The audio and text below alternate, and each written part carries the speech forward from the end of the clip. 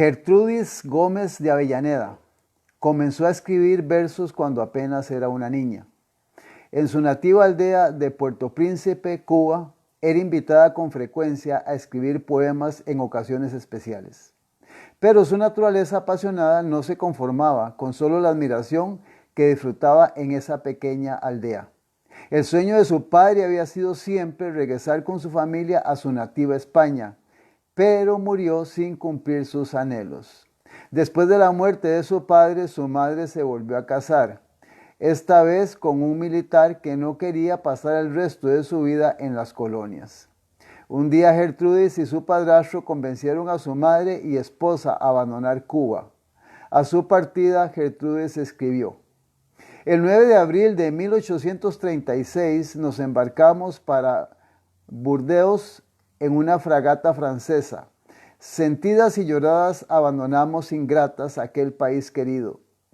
Yo había conseguido por fin el constante anhelo de mi corazón. Mas al dejar para siempre aquellos lugares de mi infancia, a los objetos de mis primeros afectos, el sepulcro sagrado de mi padre, sentía nublarse mis bellas esperanzas y llenarse de amargura mi corazón. Era una hermosísima noche cuando al pie de la fragata Bellochán, que zarpaba de la bahía de Santiago de Cuba para emprender su rumbo hacia la Francia. Resonando todavía en mis oídos los tiernos adioses de mis amigos que se volvían a tierra en botes y lanchas y los dolorosos suspiros de mi madre mientras escuchaban las alegres canciones de los marineros franceses que desplegaban las velas a los suavecísimos soplos de las brisas tropicales. En esos momentos compuse, o mejor dicho, improvisé el Soneto a Cuba, que encabezó mi primer volumen de poesías publicado en Madrid 5 años después. Los dos últimos tercetos de este poema reflejan su sentir nostálgico cuando dice: adiós, patria feliz, Edén querido, doquier que el hado en su furor me impela, tu dulce nombre halagará mi oído, adiós, ya cruje la turgente vela, el ancla se alza, el buque estremecido, las olas corta y silencio vuela. Dice el periodista Ernesto Ochoa Moreno que la nostalgia es una palabra que tiene bello origen, pero peligrosa aplicación. Etimológicamente, nostalgia es el sufrimiento que produce el destierro. El angustioso deseo de volver, de regresar a la patria, del griego nostos, volver, y algos, dolor, pena, sufrimiento. Es como desandar el camino de la separación en la ausencia, con el alma poblada de recuerdos, añoranzas y reminiscencias perdidas. Es el sentimiento de Ulises en el canto primero de la Odisea. Deseaba ver elevarse el humo de las chimeneas de su patria y anhelaba morir. Ante esta nostalgia de la patria no hay sino solidaridad, dice Pablo Neruda en Confieso que he vivido. Pienso que el hombre debe vivir en su patria y creo que el desarraigo de los seres humanos es una frustración que de alguna manera u otra entorpece la claridad del alma. Afirma también el mismo periodista que hay otra nostalgia, que el diccionario define como tristeza melancólica originada por el recuerdo de una dicha perdida. Y ese sentir que es siempre enfermizo se torna peligroso cuando lo que invade el espíritu es el deseo de regresar al pasado, a esa indefinible patria, donde muchos quisieran refugiarse para evadir las inclemencias del presente y el miedo al futuro. En este sentido, la nostalgia es síntoma de decadencia. Decadencia personal cuando los años, los fracasos o la incapacidad de adaptación se vuelven evasión y anhelo de un tiempo pasado que uno vivió o que jamás haya vivido o que lo haya hecho sin mucha conciencia, que tal vez rechazó, pero que ahora considera un paraíso perdido. Por supuesto que es importante el conocimiento y estudio del pasado, el interés por la historia. Se construye un mejor porvenir con los elementos del pasado, dijo Goethe. Está bien el respeto por la tradición, pero no el tradicionalismo. Tradicionalista es el que no es capaz de aceptar el cambio y se queda anclado en el recuerdo. la irrealidad, el ensueño. No aceptar la realidad es una mentira, porque resulta que la verdad, según el teólogo Jürgen Moltmann, es revolucionaria, es decir, la verdad incluye el descubrimiento de que el mundo puede ser cambiado, de que no tiene que permanecer como siempre fue. Asegura el mismo escritor que la nostalgia es contagiosa, puede convertirse en una droga que enerva e inhibe la conciencia y que definitivamente envejece. No es que la nostalgia sea mal de viejo, sino que al que lo afecta le agosta la juventud y lo envejece. Y la nostalgia involucionista y retrógrada de los jóvenes es la peor de todas. Tratar de reproducir el pasado, el solo hecho de situarse en la evicción y el recuerdo, o el querer actualizar ese pasado como la única fórmula valedera, es luchar contra el presente y lo futuro, y malgastar las fuerzas que ellos nos exigen. Además, entregarse a la nostalgia es olvidarse de que vivir, existir, es participar de un presente totalmente nuevo, absolutamente único. Dice el escritor alemán Detlef von Uslar, tratar de reproducir el pasado tiene que conducir a una despiadada lucha con el presente y el futuro en la que agota las fuerzas del hombre y de la mujer. Es natural que de vez en cuando se tenga algún sentimiento de nostalgia, ya sea por evocar los recuerdos de la patria cuando nos encontramos lejos de ella, por alguna memoria de tiempos pesados, por alguna reminiscencia imperecedera, por alguna comida favorita o por el recuerdo vago de una ilusión remota. Pero hay que hacerle frente a la realidad y vivir con los pies afirmados en el presente mientras se forja un empeño, un glorioso futuro. Para evadir la nostalgia es menester tener un propósito en la vida. Sin planes ni ambiciones no se llega a ningún lado.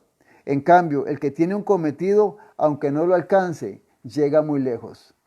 El pescador que tira el anzuelo o lanza la red tiene un propósito en mente, conseguir peces. El atleta que se propone llegar primero a la meta tiene una mente, romper la cinta.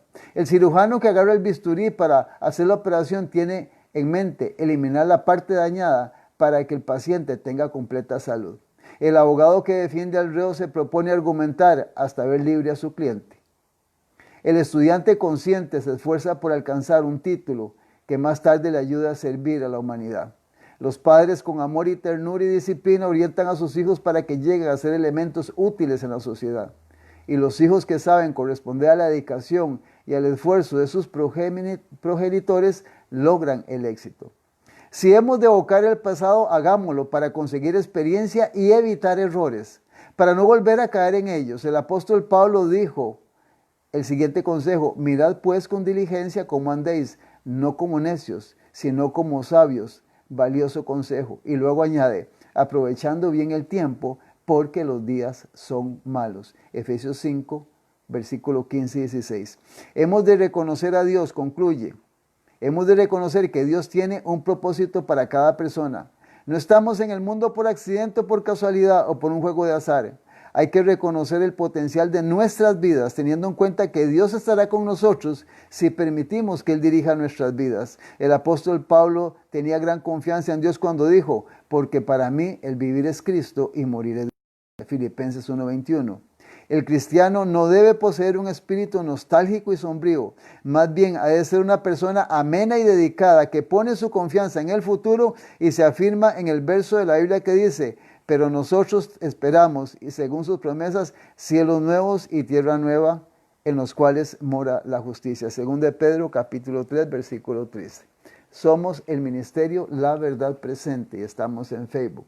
Y recordar que también con el nombre El Remanente Adventista Costa Rica en YouTube. Es un privilegio nuevamente en esta hora tan especial poder reencontrarnos con todos ustedes, queridos hermanos y hermanas, amigos y amigos, que constantemente nos siguen a través de este ministerio en lo que es la predicación de la palabra de Dios. Queremos hacerle llegar nuestras más sinceros agradecimientos porque usted está constantemente contactándose con este ministerio y que Dios pueda bendecirle a usted, a su familia y también sus metas, sus logros, sus necesidades y todo aquello por lo cual usted está viviendo, y que tengamos sabiduría para que tomemos juntos las mejores decisiones donde quiera usted se encuentre, dentro de Costa Rica como fuera de Costa Rica, y que lo que hagamos siempre lleve la aprobación de Dios. Pidamos mucha sabiduría, necesitamos en este tiempo mucha oración y recordar que habrá un día donde esto llegará a su final y en ese día final esperamos alcanzar la eternidad, llegar a la meta, proyectarnos como vimos en este pensamiento, buscar lo futuro, buscar lo mejor y sobre todo adquirir experiencia de muchas cosas y sobre todo prepararnos para una patria mejor que es la vida eterna por la cual Jesucristo vino a dar su vida y nos ofreció nuevamente la eternidad. Dios le bendiga nuevamente, gracias por su apoyo a este ministerio, no solo con sus oraciones, y también queremos externar también agradecimiento a las personas que constantemente nos llaman, nos ponen mensajes a través de las redes sociales, no solo aquí en Costa Rica, sino también fuera de Costa Rica. Y un abrazo a toda nuestra hermandad a nivel nacional y a nivel mundial. Especialmente hay en mi mente en este momento nombres y personas muy apreciadas, tanto hermanos como hermanas, que son muy cercanos a nuestra vida, que Dios le bendiga donde usted se encuentre. Y nuevamente, pues que podamos en esta hora espaciarnos en un tema tan importante como son los temas de la palabra de Dios. Hay un número de teléfono 83 14 76 19, 83 14 76 19, en el cual ustedes se pueden comunicar con nosotros para cualquier pedido de oración y para cualquier inquietud que usted tenga. Como es nuestra costumbre, vamos a tener una oración porque vamos a abrir la palabra de Dios y yo le invito para que usted comulgue con Dios a través de este momento tan especial. Donde estamos en un mundo donde se están complicando las cosas y necesitamos en este tiempo el respaldo del ser más importante, el dueño de todo el universo, nuestro Padre y su amado Hijo, el Señor Jesucristo. Vamos a orar. Padre Celestial, Señor, gracias nuevamente porque, Señor, a pesar de que las cosas no están funcionando, caminando, marchando como quisiéramos, Señor, también sabemos que todo lo que está pasando en el planeta son consecuencias del pecado y de aquel que es originador del pecado, que es Satanás el diablo. Y gracias, Señor, porque en medio de la adversidad, de la enfermedad y del dolor, es una oportunidad más que el ser humano tiene para acercarse a ti. Y si hay un momento especial en nuestra vida en esta hora, en forma particular por algún televidente o oyente, Señor, que es la primera vez que nos contactan este día o que nos va a ver a través de este medio, queremos orar por él o por ella en este momento, sea joven, adulto o anciano. Y decirle, Señor, que siempre hay esperanza, que el Dios de la eternidad tiene los brazos abiertos y que Él puede reparar, Él puede restaurar, Señor, todas las heridas que el pecado, que nuestros errores y las adversidades de esta vida, Señor, nos han en algún momento debilitado, no solo espiritualmente, sino físicamente, pero también, Señor, decir en esta hora que tú eres grande, que tú eres poderoso y que tú puedes enderezar nuestra vida y puedes cambiar el rumbo de nuestro futuro. Y gracias en esta hora porque queremos pedirte que nos ayudes, Señor. En nuestras debilidades y errores, defectos, Señor, queremos desde lo más profundo de nuestro ser pedirte, Señor, que inclines tu oído a nuestra oración, que tus párpados puedan examinar nuestra vida, Señor, y entregar lo que somos y lo que tenemos y decirte en esta hora, Padre Santo, ayúdame, Señor. Señor Jesucristo, ten misericordia de mí, Señor, y permíteme, Señor, nuevamente reafirmar nuestros votos, mis votos, mi decisión para pedirte, Señor, que me levantes, que me ayudes, que me conduzcas, Señor, que puedas enderezar mi vida y especialmente si hay algún problema especial, Señor, en la vida de algún hermano o hermana, Señor, puedas contestar esta oración. Este ministerio está orando específicamente por muchas situaciones que nos han llegado a través de llamadas telefónicas y de conversaciones personales. Queremos orar por todas estas peticiones, Señor, y pedirte en esta hora que seas propicio a nuestras necesidades. Porque en el fondo de cada ser humano, Señor, el ser humano es bueno y te ama, Señor. Pero sin embargo, Señor, queremos en esta hora pedirte que nos ayudes y que la presencia de tu Espíritu Santo, Señor, pueda traer paz, tranquilidad y seguridad en el presente y en el futuro. que podamos dejar lo malo del pasado y proyectarnos hacia adelante. Y saber, Señor, de que tú nos vas a restaurar y que vas a estar, Señor, con tus hijos donde quiera que estemos. Señor, cada vez que un hijo tuyo se arrodilla para orar y pedir, Señor, que tú le puedas escuchar. Bendice este programa en esta hora, la exposición de tu palabra, los medios de comunicación, Señor, que nos hacen llegar a todos los hogares, oficinas, vehículos, donde quiera que podamos llegar a cualquier persona, Padre Santo. Este ministerio está trabajando, abocado a preparar a las personas para la segunda venida de Cristo. Por lo tanto, Padre Santo, bendice la exposición del tema de esta hora, que podamos honrarte y sobre todo decir únicamente, Señor, lo que usted quiere que se diga. El mensaje especial para esta época, porque históricamente siempre ha habido un mensaje. Y en este ministerio queremos, Señor, exteriorizar el mensaje que tu palabra tiene para este mundo, Señor, en la forma en que se encuentra el ser humano. Bendícenos en esta hora y gracias, Padre Santo, porque estos favores los pedimos y los agradecemos en el nombre bendito de su Hijo amado, el Señor Jesucristo. Amén y amén. Amén. En Primera de Tesalonicenses capítulo 5, versículo 20. Primera de Tesalonicenses 5, 20. Dice el apóstol Pablo en la carta a los tesalonicenses: no menospreciéis las profecías. No menospreciéis las profecías.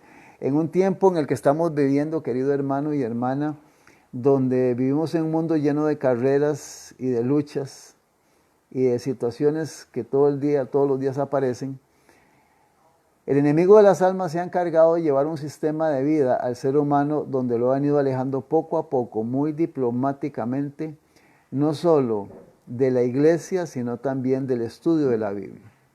Y dentro del estudio de la Biblia está lo que se conoce como las profecías. Las profecías es algo que la Biblia lo menciona constantemente, tanto en el Antiguo como en el Nuevo Testamento. Y Pablo nos da la recomendación en 1 Tesalonicenses capítulo 5, versículo 20, no menospreciéis las profecías.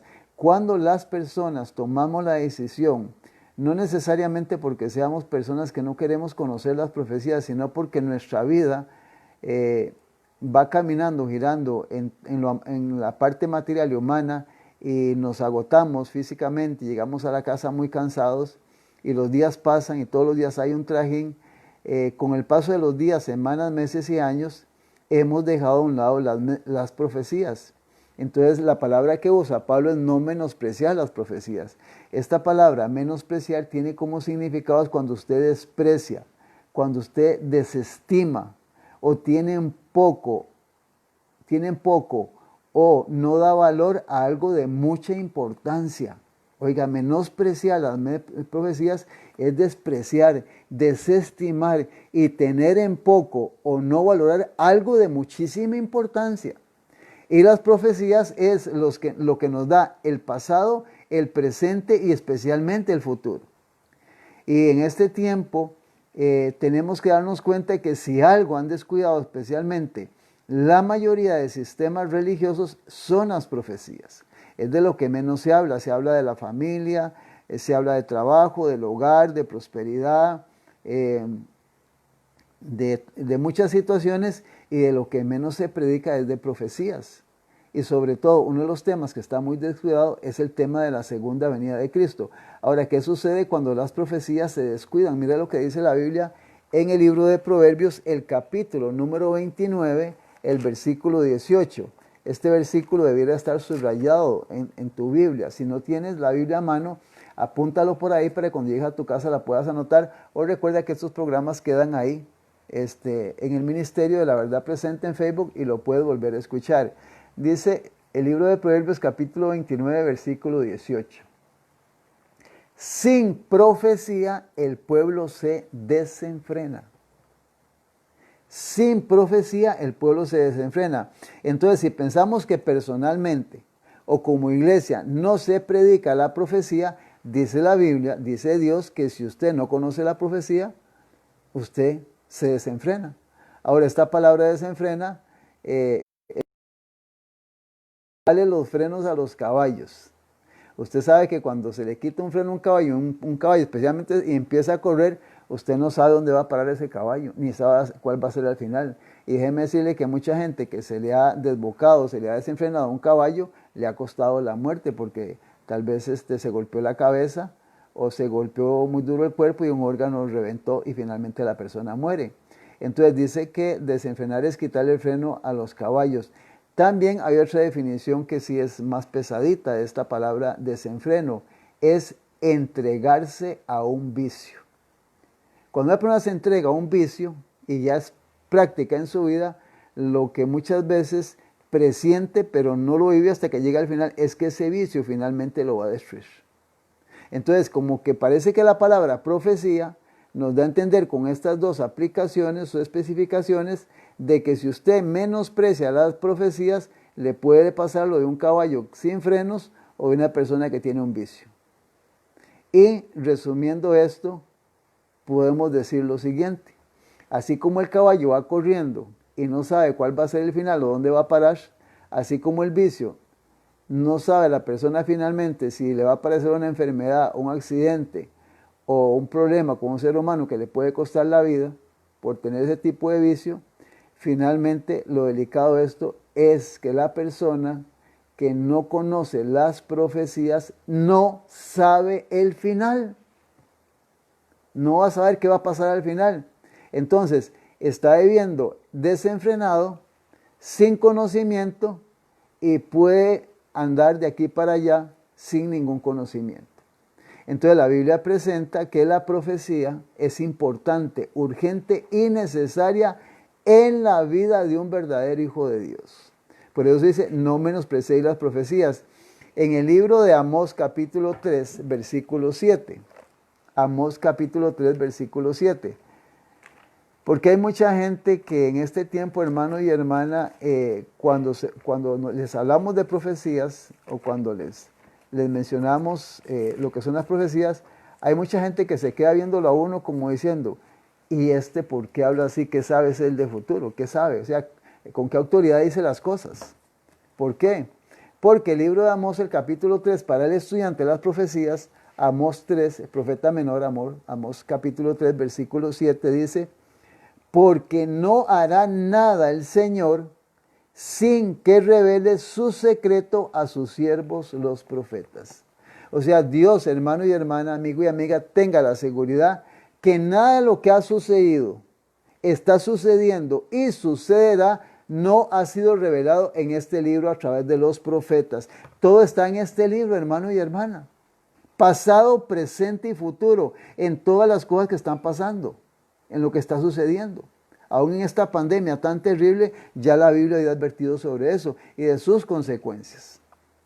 Pero el ser humano muchas veces, especialmente hablando ya en el mundo cristiano, ignoramos muchas cosas porque no estudiamos nos hemos quedado con el mensaje de la cruz, con la sangre de Cristo, con su misericordia y que vamos a ir al cielo. Y de ahí no sabemos nada más.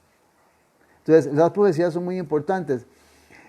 Esta palabra profecía tiene como definición palabra igual a palabra o igual a visión.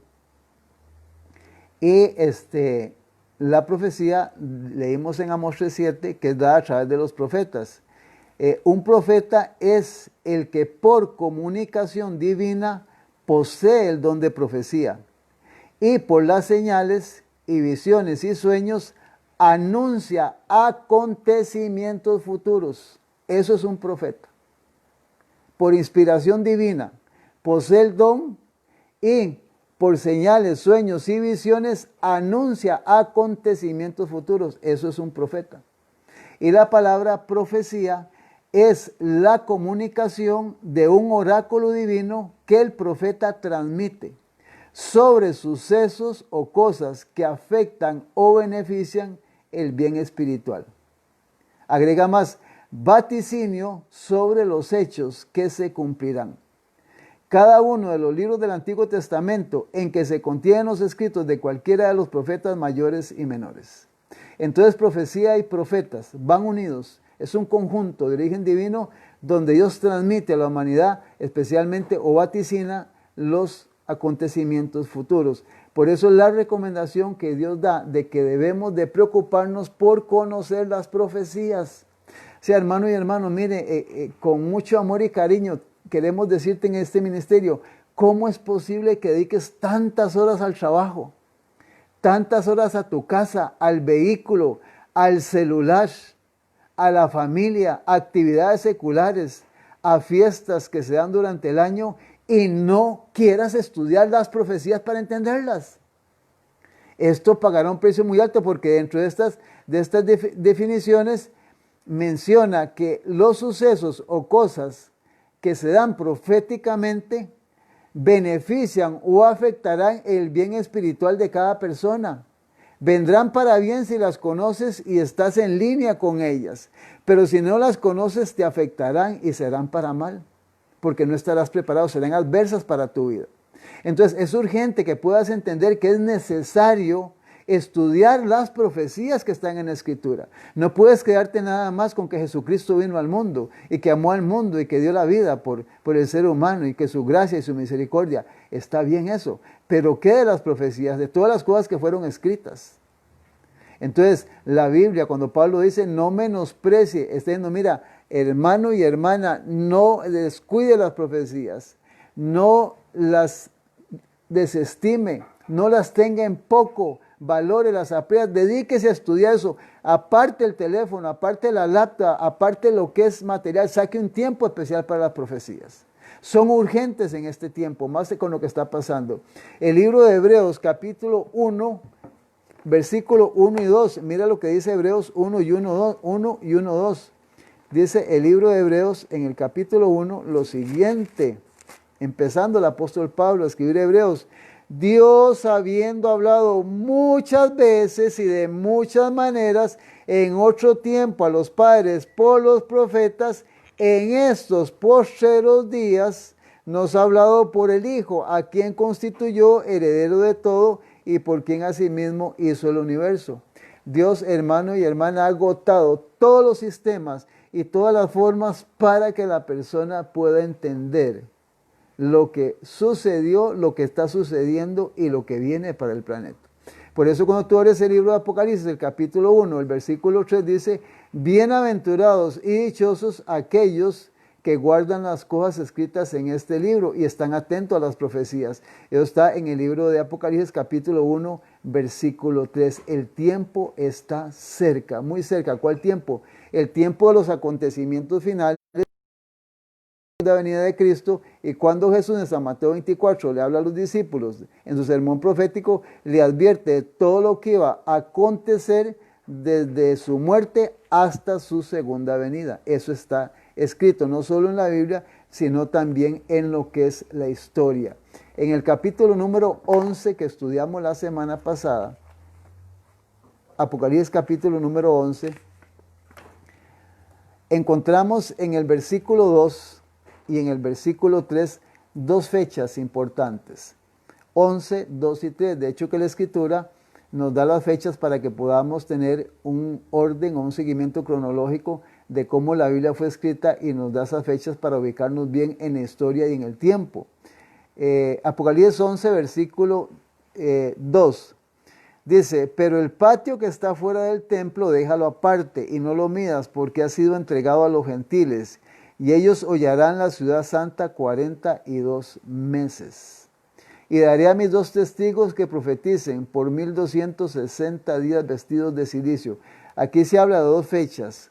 Estamos hablando de 42 meses y 1260 días. Si tomas 42 meses y los multiplicas por 30 días, que era como se manejaba el cómputo judío, el cómputo de la Biblia, el cómputo de la historia, 42 por 30 son 1260 días exactos, donde menciona la Escritura que las cosas sagradas, la verdad de Dios iba a ser entregada en manos de gentiles. Cuando la Biblia habla de gentiles, así rápidamente mencionarte es que en el tiempo del Señor Jesús, quienes tenían la verdad absoluta de quienes venía la salvación era del pueblo judío. De hecho, que usted va a San Juan 4 y cuando usted ve a Jesús hablando con la mujer samaritana en el pozo de Jacob, Jesús le dice, sí, la salvación viene de nosotros los judíos. Si el pueblo judío fueron los que recibieron la ley, las verdades sagradas, directamente enviada por profetas como Moisés allá en el monte, como los diferentes profetas mayores y menores de la verdad de Dios para el mundo en su totalidad. Israel como nación fracasó, y Pablo dice en el libro de Romanos capítulo 6, 7, 8, comienza a mencionar ahí el 10, el 11 y el 12, para explicar que los judíos el pueblo judío fue desechado y el evangelio llegó a nosotros los gentiles.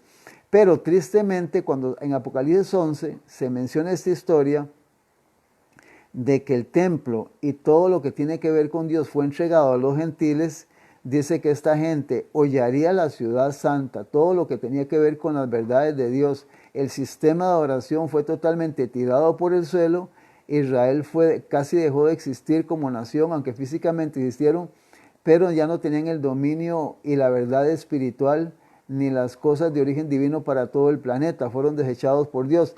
El evangelio pasó a los gentiles y el evangelio finalmente cayó en manos de la Iglesia Católica, Apostólica y Romana a partir del año 538, estableciéndose como la única iglesia que a nivel mundial tendría el control del sistema religioso, o podríamos decir de la religión en el tiempo de la historia del planeta. A partir del año 538 se le dio toda la autoridad a la Iglesia Católica, Apostólica y Romana para que gobernara el mundo. Y la Iglesia Católica, Apostólica y Romana no era gente judía de nacimiento. La mayoría de ellos eran personas no judías. Y entonces por eso le menciona a los gentiles le fue entregado para que hollaran la verdad de Dios, el santuario y la verdadera adoración. Y esta iglesia gobernó al mundo durante 1260 años, 42 meses, como lo dice Apocalipsis capítulo 11 y versículo 3. Y hay un capítulo aquí en el mismo, Apocalipsis el capítulo 13, aquí mismo en el capítulo 13, vea lo que dice el versículo 5 de Apocalipsis 13. También se le dio boca que hablaba grandes cosas y blasfemias, y se le dio autoridad para actuar 42 meses. ¿A quién se le dio autoridad para hablar blasfemias y hacer grandes cosas? Nos devolvemos al versículo 4. Y adoraron al dragón que había dado autoridad a la bestia, y adoraron a la bestia diciendo, ¿quién como la bestia y quién podrá luchar contra ella? Esta bestia a la que hemos venido hablando, que viene desde el libro de Daniel, y es la que representa al sistema católico, apostólico y romano. Eso lo hemos mencionado en otros programas con bastante información. Entonces, en estos 1260 años, y repetimos mucho esto, hermano, porque la madre de todos los saberes es la repetición, para que puedas entenderlo, comprenderlo y se te grabe en la mente, porque esto es lo que la palabra de Dios enseña.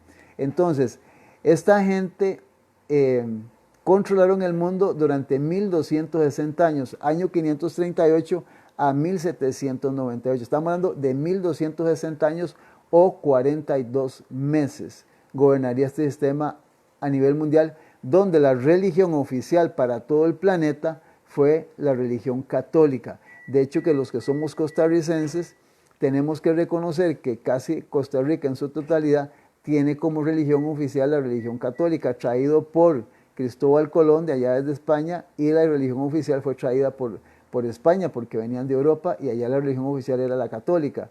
Y usted y yo no decidimos ser católicos, nos impusieron una religión la cual no sabíamos de dónde venía. Entonces la historia menciona, es bien clara la historia y la escritura en relación a esto del gobierno de 1260 años o 42 meses. Y hemos mencionado que hemos venido hablando sobre el asunto de la Revolución Francesa. ¿Y por qué estamos hablando sobre estos temas? Porque todo esto tiene que ver exactamente con lo que está en el capítulo número 11 de Apocalipsis, porque este capítulo 11 va exclusivamente señalando lo que ocurrió especialmente en Europa y especialmente en Francia. En Francia, recordamos que con información histórica, documentos que leímos las semanas anteriores, en Francia se desechó totalmente la Biblia. La Reforma trató en el año de 1600 con los primeros reformadores, que después se les llamó protestantes, que fue gente católica, que trató de reformar a la Iglesia Católica, pero la Iglesia Católica no quiso. Esta gente trató de llevar la Biblia. Francia finalmente, el poder político, la parte burgués de los que gobernaban aquel tiempo, juntamente con el clero, que era la Iglesia Católica, no quisieron que la Biblia existiera en Francia. Y cerraron todas las iglesias y negaron abiertamente la existencia de Dios. Esa fue la historia de Francia desde el año 1600 hasta el año aproximadamente 1800. 200 años donde 2 siglos, oiga, 2 siglos es demasiado tiempo, donde desecharon todo conocimiento de Dios y donde desecharon Biblias y cerraron iglesias. Esa es la historia de Francia. Y mencionar que dentro de los escritos que hay, quiero leerte nada más 2 pasajes sobre esta nación y lo que vivieron ellos en carne propia, porque es muy fácil que te lo estemos diciendo y que tú lo estés escuchando. Pero si te pones a pensar que si tú hubieras vivido en aquel tiempo y hubieras tenido que enfrentar esto, yo creo que pensarías diferente. Entonces lo que queremos es que te concientices para que sepas por qué es necesaria la profecía, por qué estas cosas fueron escritas en la Biblia, para que sepamos y podamos entender quiénes son los que están tratando de gobernar y dominar el mundo, qué es lo que enseña cada sistema religioso y cuál es la verdadera iglesia que tiene la verdad en este tiempo. Dice la historia que el romanismo había principado la obra que el ateísmo se encargaba de concluir. O sea, la Iglesia Católica estaba controlando a Francia y finalmente Francia terminó como una nación totalmente llena de ateísmo, de ateos. Dice, a la política de Roma se debía la condición social, política y religiosa que empujaba a Francia hacia la ruina. No faltaban los autores que, refiriéndose a los horrores de la revolución, admiten que esos excesos deben hacerse responsables al trono y a la iglesia, sí, al poder político y al poder religioso. En estricta justicia debieran atribuirse a la iglesia sola. Si se hiciera una justicia correcta, los autores de aquel tiempo vieron y analizaron todo eso, dice que la responsable de todo lo que le pasó a Francia fue la Iglesia Católica, Apostólica y Romana, el clero, la iglesia. El romanismo había enconado el ánimo de los monarcas contra la reforma, haciéndola aparecer como enemiga de la corona, como elemento de discordia que podía ser fatal a la paz y a la buena marcha de la nación. Fue el genio de Roma el que por este medio inspiró las espantosas crueldades y la acérrima opresión que procedían del trono. O sea, la Iglesia Católica luchó y convenció a Francia de que no permitiera que la reforma y el protestantismo entraran en esta nación. Por eso desecharon Biblias, por eso cerraron iglesias y por eso finalmente negaron la existencia de Dios y la iglesia cayó en un ateísmo espantoso. Estamos hablando del año 1600 al año 1800. Por eso, si tú lees detenidamente el capítulo 11 de Apocalipsis, bien detallado, te darás cuenta que esto se cumplió literalmente en una nación como fue la nación de Francia. Sigue diciendo la historia, hablando de la corte, de la parte política de Francia. Dice, la corte estaba completamente entregada, oiga las 2 palabras, a la lujuria y al libertinaje. La semana pasada hablamos de la mujer, la diosa de la razón, que fue llevada directamente ahí, donde se reunía el presidente y todos los encargados del poder político. El pueblo y sus gobernantes se miraban con desconfianza. Se sospechaba de todas las medidas que dictaba el gobierno porque se le consideraba intrigante y egoísta. Por más de medio siglo, 50 años antes de la revolución, ocupó el trono y escuche la historia de Luis XV. ¿Qué pasó con Luis XV? Quien aún en aquellos tiempos corrompidos, y esta palabra corrompido la hemos explicado, espero que estemos entendiendo lo que estás escuchando, sobresalió en su frivolidad, indolencia y lujuria. Un hombre corrompido, oiga, lujuriento y frívolo y indolente. O sea, una desgracia de ser humano. Imagínense lo que es tener un rey como este tipo, ¿verdad? Era como tener a Herodes en aquel tiempo, el tiempo de Cristo. Al observar aquella depravada y cruel aristocracia y la clase humilde sumergida en la ignorancia y en la miseria, al Estado en plena crisis financiera y al pueblo exasperado, no se necesitaba temer ojo de profeta para ver de antemano una inminente insurrección, una sublevación total. Por eso la revolución tuvo que venir, porque el país fue sumergido en una crisis espantosa. Y recuerden, hermanos, la palabra crisis es cuando ya no se sale de las manos. Cuando una persona entra en crisis, necesita inmediatamente un psiquiatra, un tratamiento, porque la persona puede morir. Francia entró en una crisis espantosa con lo que Roma estaba haciendo. Dice que no se necesitaba ni profecía, o sea, era tan claro el asunto que la gente entendía lo que estaba pasando. A las amonestaciones que le daban sus consejeros solía contestar Luis XV. O sea, cuando se le amonestaba al rey de todo lo que estaba pasando, vea lo que Luis XV decía: procurad que todo siga así mientras yo viva. Después de mi muerte, suceda lo que quiera. O sea, mientras yo viva, esto siga así. Ya después de mi muerte no me preocupa. Qué tranquilidad, qué descaro, qué cinismo de hombre, ¿va? En vano se le hizo ver la necesidad que había de una reforma. Bien comprendía él el mal estado de las cosas, pero no tenía ni valor ni poder suficiente para remediarlo. Con acierto describía a Luis XV, escuche, la suerte de Francia con su respuesta tan egoísta como indolente. ¿Sabe qué decía? Después de mí, que venga el diluvio. Imagínense si estaba corrompido este rey, imagínense cómo tenían a la nación. Terrible era esto en Francia. Valiéndose Roma de la ambición de los reyes y de las clases dominantes, había ejercido su influencia para sujetar al pueblo en la esclavitud, pues comprendía que de ese modo el Estado se debilitaría y ella podía dominar completamente gobiernos y súbditos. Por su previsoria política advirtió que para esclavizar eficazmente a los hombres y mujeres necesitaba subyugar sus almas, y que el medio más seguro para evitar que escapasen de su dominio era convertirlos en seres impropios para la libertad. O sea, que no fueran libres, que no tuvieran libertad de conciencia ni libertad de expresión, y muchísimo menos que conocieran la verdad que estaba en la Escritura. 1000 veces más terrible que el padecimiento físico que resultó a su política fue la degradación moral que prevaleció en todas partes. Despojado el pueblo de la Biblia y sin más enseñanzas que la del fanatismo y del egoísmo, quedó sumido en la ignorancia, en la superstición, y tan degradado por los vicios que resultaba incapaz de gobernarse por sí mismo. Estaba echado a la suerte, a lo que saliera. Esa fue la realidad, hermano, de esta historia de nuestra querida hermana nación Francia. Algunos escritores y algunos documentos tienen títulos que me llaman poderosamente la atención. Uno de esos títulos está en un libro que se le titula Las atrocidades del reinado de terror. Se le llamó a este poder político y especialmente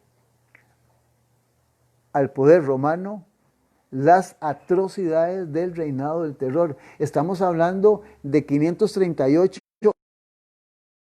para la Revolución Francesa, que se inició en el año de 1787, 1789 y concluyó casi en el año 1800, aunque 20 años antes ya los jesuitas, los iluminates habían venido elaborando esta revolución para controlar Francia, porque de todo esto hemos comentado en programas anteriores.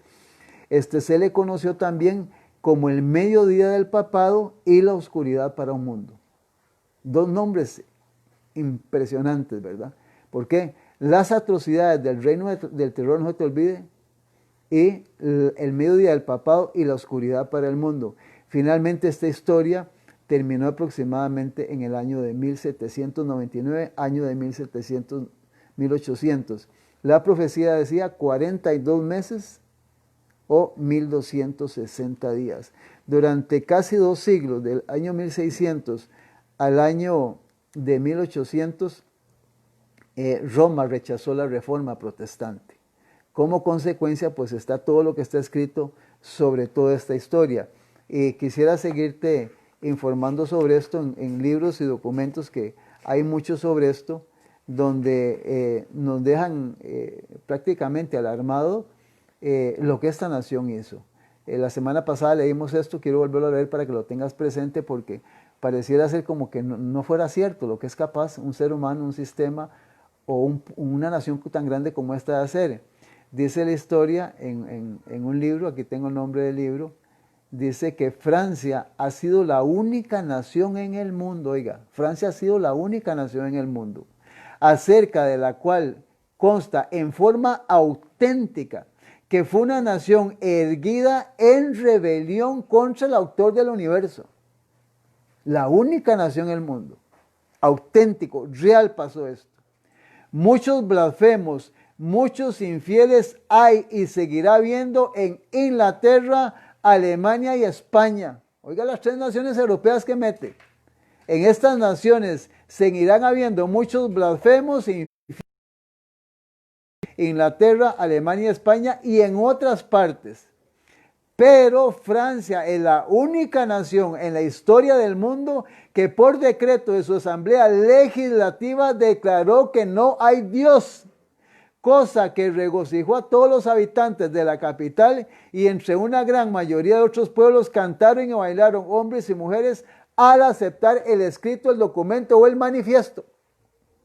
Blackwood's Magazine, noviembre de 1870. Está en ese documento en Francia. Esta es la terrible historia, hermanos y hermanas, de Europa y especialmente de este país, Francia, en este conflicto tan terrible. Mientras todo estaba pasando, Estados Unidos estaba formando allá, en el Nuevo Mundo.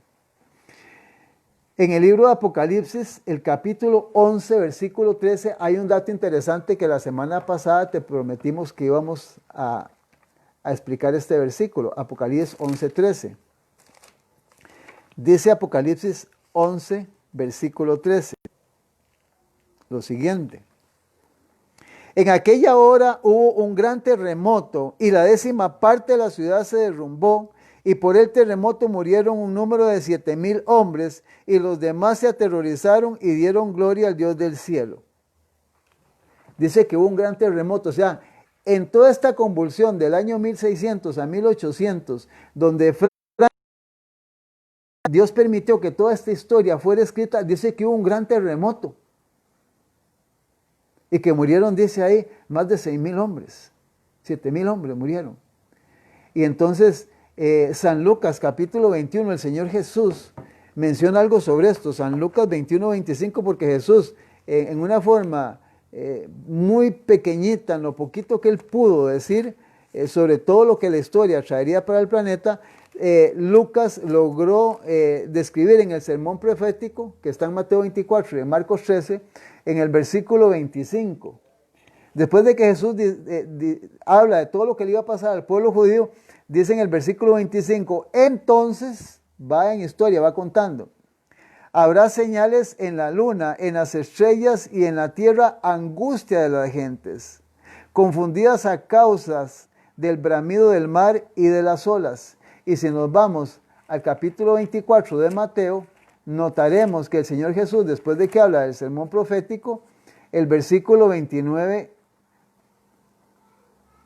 de Mateo 24 dice lo siguiente, e inmediatamente después de la tribulación de aquellos días, sí, hermano y hermana, déjame decirte algo, la semana entrante te vamos a decir aquí qué fue lo que sufrieron nuestros hermanos franceses, los franceses que fueron fieles, personas de principios, personas con moral, personas que no querían esto.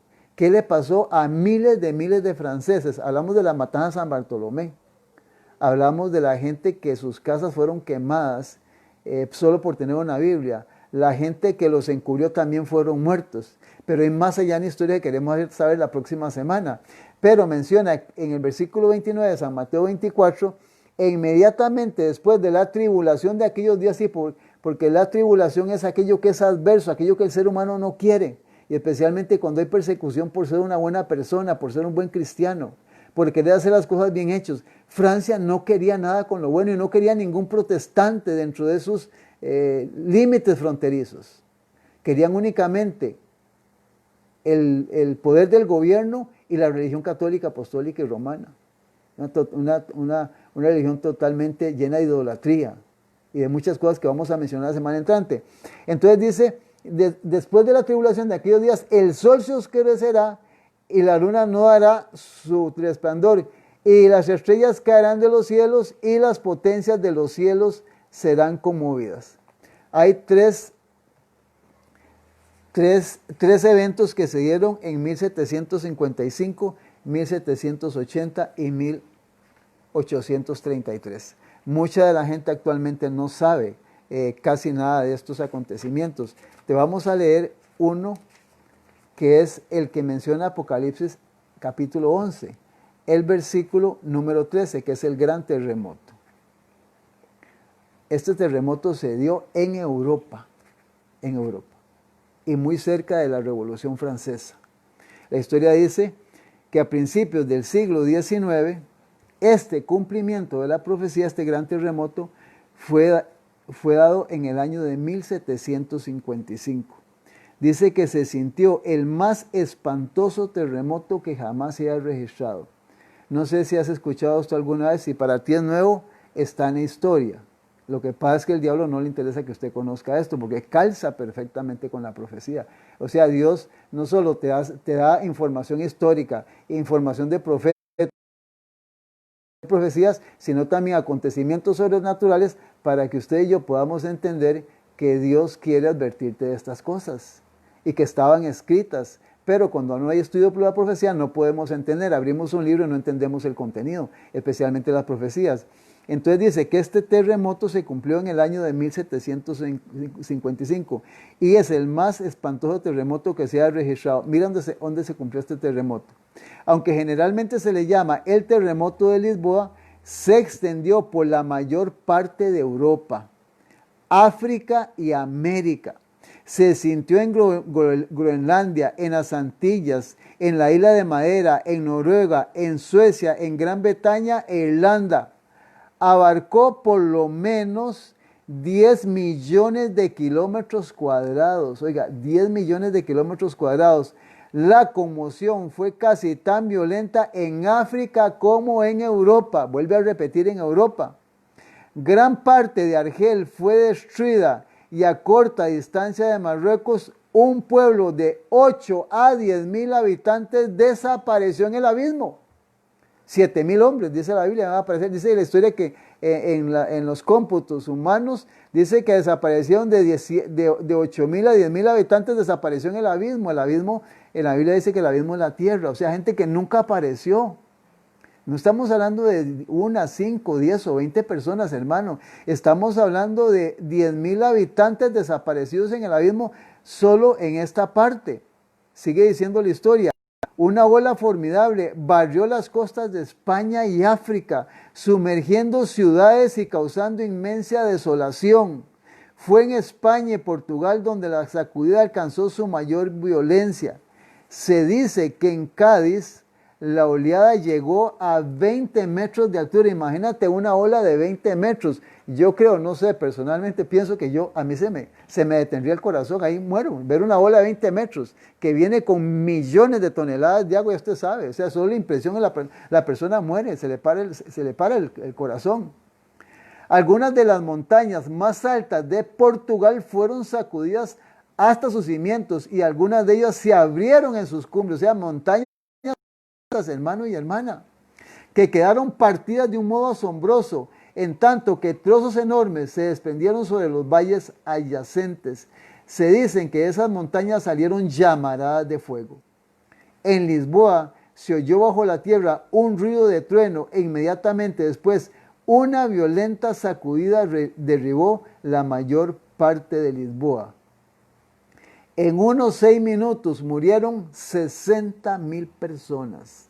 El mar se retiró primero y dejó seca la barra. Luego volvió en una ola que se elevaba hasta 17 metros sobre su nivel ordinario. O sea, el mar se elevó y se retiró. Y luego venía una ola con 17 metros más del nivel ordinario en que está acostumbrado a la playa o el mar.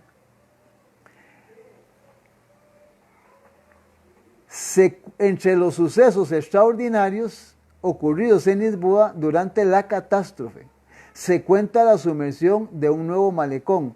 Un malecón es una muralla que protege contra las sacudidas de mares o ríos, o que en ocasiones sirve como embarcadero muelle. Es como que usted haga alguna muralla alrededor del mar para protegerse de las olas grandes. Eso se llama un malecón. Dice, construido completamente de mármol y con un malecón carísimo, finísimo, construyeron. Y dice, un gran gentío se había en busca de un sitio fuera del alcance del derrumbe general. Pero de pronto, oiga, el muelle se hundió con todo el gentío que lo llenaba y ni uno de los cadáveres salió a la superficie. Ni uno. Estamos hablando de miles de personas que fueron tragados por el mar y nunca aparecieron, no salió ni un cadáver. La sacudida del terremoto fue seguida instantáneamente del hundimiento, oiga, ¿de quiénes? De todas las iglesias y conventos que fueron hundidas. Iglesias y conventos de casi todos los edificios públicos y más de la cuarta parte de las casas. Unas horas después estallaron en diferentes lugares incendios que se propagaron con tal violencia durante casi 3 días. ¿Cuánto decía ahí la Biblia? 3 días y medio. Vamos a leerlo, mire, voy a detenerme. Oiga, vea lo que dice la Biblia. Vea, Apocalipsis 11, dice la Escritura. Versículo 11, pero después de 3 días y medio entró en ellos el Espíritu de vida enviado por Dios. Sí, es que hermanos, solo cuando nos castigan y nos pasan desgracias es cuando, si quedamos vivos, es que entendemos que dependemos totalmente de Dios. El ser humano sin Dios no vale nada. Dios controla la naturaleza. Él puede con solo, mire, que mueva el sol un poquito o que quite el oxígeno, hermano y hermana. Pero el ser humano se atreve como Francia a desafiar a Dios. No hay Dios, quiten la Biblia, no queremos nada con la Biblia, no queremos nada con los protestantes, con los que predican la verdad. Esa fue la realidad de Francia. Y el mundo entero, también toda Europa, era dominado por la Iglesia Católica, Apostólica y Romana. Y los seres humanos que vivieron en Portugal, en Francia, en Alemania, toda esta gente tenían conciencia y sabían que el mundo andaba mal. Y por eso Dios manda un terremoto y avisa que iba a haber un gran terremoto. Oiga, me dice la historia, hermano, qué impresionante es esto, es impresionante. Vuelvo a leer esta parte final. Dice, la sacudida del terremoto fue instantáneamente seguida por hundimiento de todas las iglesias y conventos. Se los tragó la tierra, hermanos, de casi todos los grandes edificios públicos y más de la cuarta parte de las casas, sí, la cuarta parte de las casas fueron hundidas también en la tierra.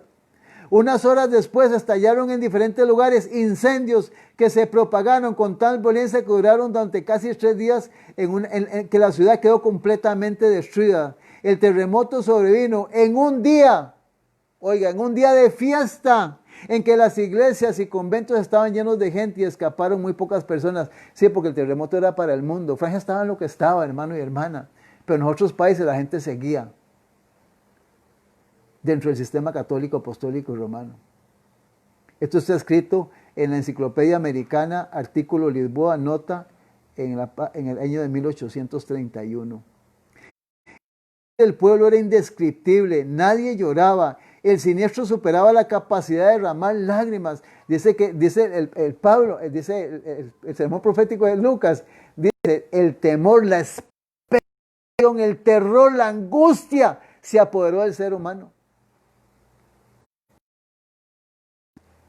No se puede ni llorar. Todos corrían de un lado para otro, delirantes en horror y espanto. Pecho gritando, misericordia, llegó el fin del mundo. Eso gritaba la gente. Y hermano, lo que le espera de lo que le viene al planeta.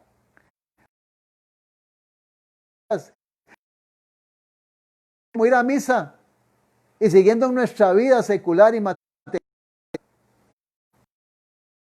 Viene esto y piensa en los niños, en las niñas, en los seres humanos que necesitan conocer para que se preparen, para que Dios pueda tener misericordia de lo que viene para el planeta.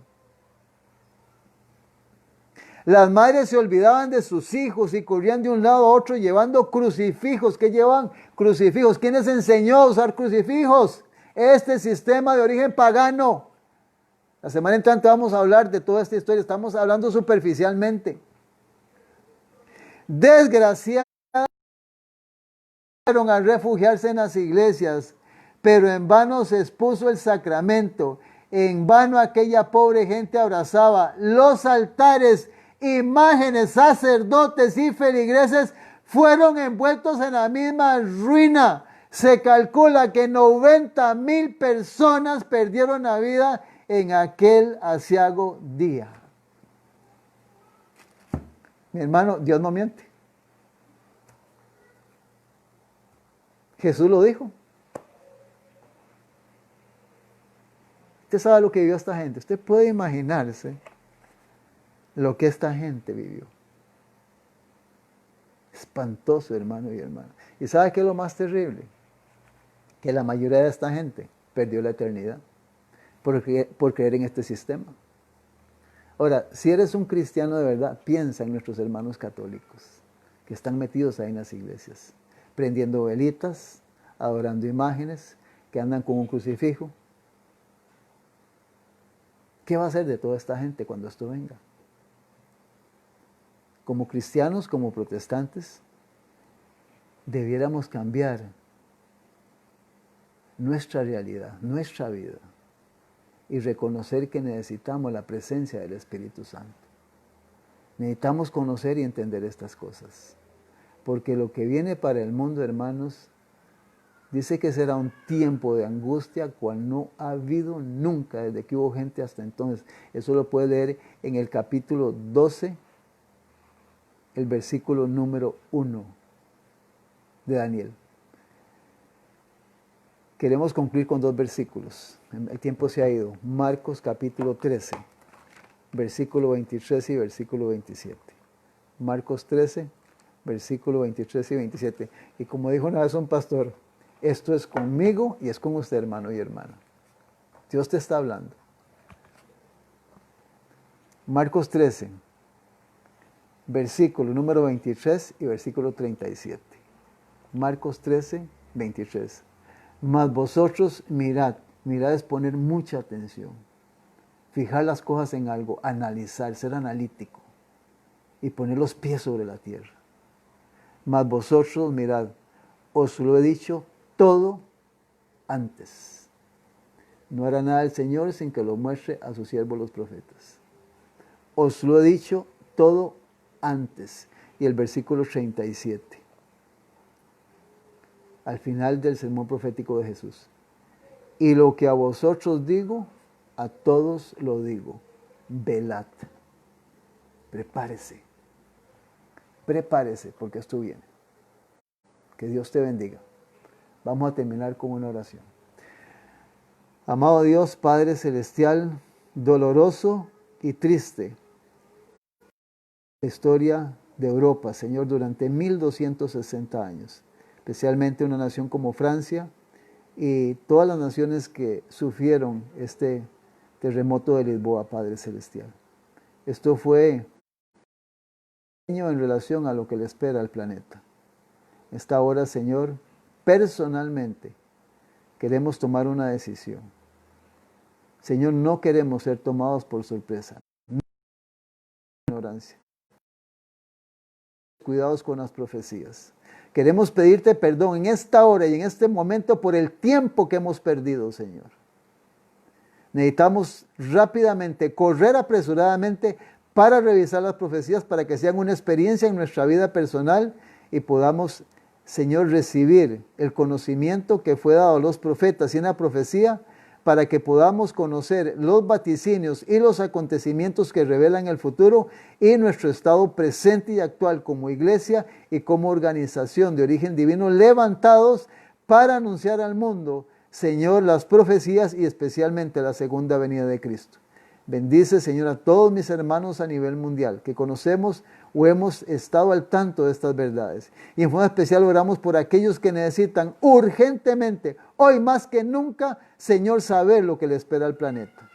Gracias, Señor, por tu palabra. Gracias por la historia y por los hombres y mujeres, Señor, que se prestaron para que fueran dejadas todas estas anécdotas toda esta historia de esta nación Francia y de Europa, Señor, que cayendo, Señor, bajo el dominio de una iglesia apóstata, Señor, sufrió unas consecuencias y pagaron muchísimos con su propia vida, tanto gente inocente como gente culpable, Padre. Gracias por tu palabra y gracias por esta información y ayúdanos, oh Dios, para que podamos de aquí en adelante, Señor, poder poner más atención y sobre todo dedicar tiempo, como hemos dicho, e insistimos en estudiar todo lo que son profecías.